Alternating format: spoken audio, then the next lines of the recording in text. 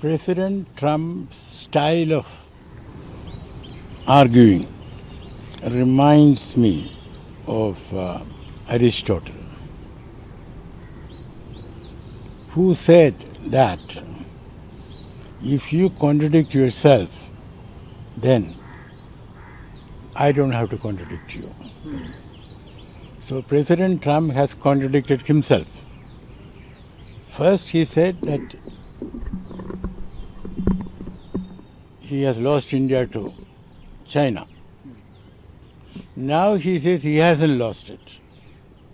So that's point number one. Point number two is that the tendency in India to take seriously every statement, tweet or otherwise, by President Trump, and to see in that statement a policy or change of policy. No, that is wrong. I think there are other indications. You might have seen it from Commerce Secretary saying that, well, we shall continue with 50% and eventually India will come to the table and say sorry. Now, another thing we have to understand is that you do remember the story which came in the New York Times that 4 times Prime Minister Modi did not agree to have a telephonic conversation with President Trump. Here we have to understand the context. This is before the 27th of August when the additional 25% was going to come into force. So most probably, I could be wrong, but most probably my assessment is that Trump wanted to tell Modi, listen, you better do it. Otherwise, so Prime Minister Modi obviously did not want such a conversation. So I don't think we have seen the end of it. I think this will persist for a little longer and let us see. Now, my own view, which I have said more than once, is that this matter will be resolved only when the two meet at the summit level. Now, as you know, Prime Minister Modi is not going to the GA. So that possibility is not there for the time being. So let us see. Prime Minister Modi has done the correct thing diplomatically. That is responding to a tweet in the best diplomatic fashion. But I do not think these two tweets make much of a difference at this stage. Let me put it this way, the Commerce Secretary has made an assessment that India will surrender. Well, I beg to differ. India is not going to surrender, and the Commerce Secretary, who is so confident today, will realize sooner or later, sooner the better, that that is not the case, and what is required is proper diplomatic give and take, respecting each other, negotiations between India and the United States on trade matters, not these public statements of threats. So let us see. You see, what is happening is that classical diplomacy has been abandoned. Now these days the so-called public diplomacy is not helping matters. So Union Finance Minister guided slowly by national interest, whether it is Russian oil or anything else. We will check a call based on what suits our needs in terms of trade, logistic or whatever. Yes, I think the finance minister has said the right thing. And here what we have to understand is there is a little confusion about the so-called secondary sanctions. Because when America, till now,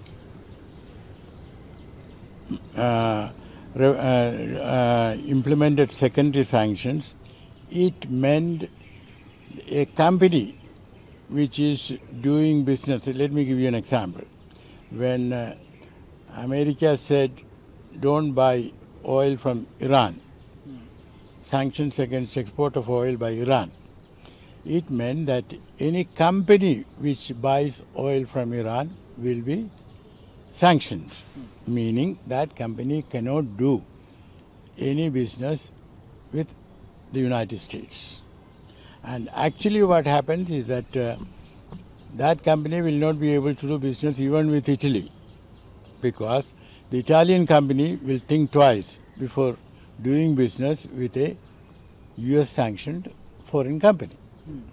Now, what Trump has done is, instead of penalizing the importers of oil, he is penalizing the exporters of gem and jewelry, footwear, seafood and whatnot. So there again you see, he is not serious about the oil matter.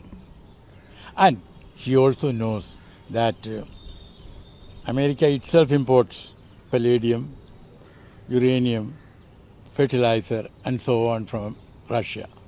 Is not America financing the war against Ukraine? And the same argument applies to European Union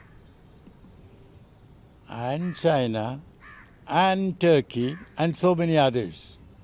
So Trump's ostensible reasoning for imposing tariffs on India is absolutely illogical and factually wrong, and he knows it. Well, he is making important points. Very briefly, Trump overestimated his own clout with President Putin when, as candidate and even after getting elected, he went on saying that he would put an end to the war in 24 hours. So that was a miscalculation on the part of Trump. Secondly, Trump also calculated that India will say uncle in 5 minutes. That was another bigger miscalculation on the part of Trump. But coming specifically to the Nobel Peace Prize ambition of President Trump, it is believed that the 17th of June conversation between them, when Prime Minister Modi was in Canada and President Trump had cut short his stay at the G7 summit and was already in Washington, that was a very acrimonious conversation, because Trump, whether his aides had briefed him on India's stand or not, we do not know, but we can assume that even if they had, he had either forgotten or dismissed it.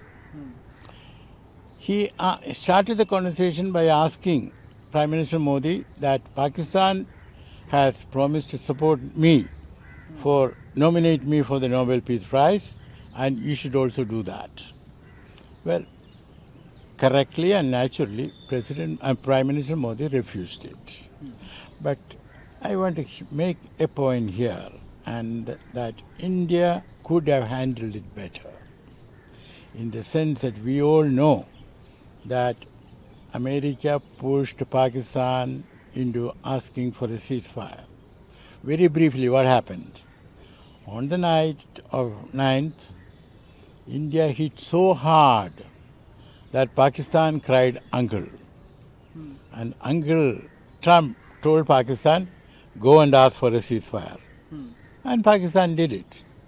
Around 3:30 p.m. Indian Standard Time, the 10th. Trump was sleeping then. Okay? That would have been 5:36 there.